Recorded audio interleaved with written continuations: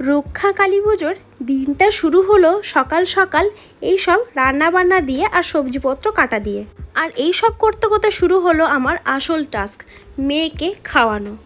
সময় লাগে প্রায় ঘন্টা দেড়েক। মানুষের মাথা খারাপ হয়ে যাওয়ার মতন উপক্রম। একদিকে আমার খাবার দাবার আর একদিকে আজ পুজো বাড়িতে। কি করব খুঁজে পাচ্ছি না, তাই ওকে ঘন্টা দেরি ধরে খাওয়ালাম।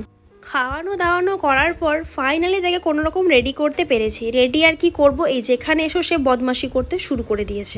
তারপর সোজা ওকে নিয়ে চলে গেলাম আমরা বড় মায়ের মন্দিরে, কারণ মায়ের মন্দিরে অলরেডি পুজো শুরু হয়ে গিয়েছে।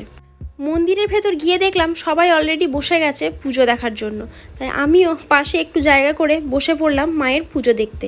আর এইভাবেই বসে রইলাম মায়ের মন্দিরে মায়ের আশীর্বাদ নেওয়ার জন্য।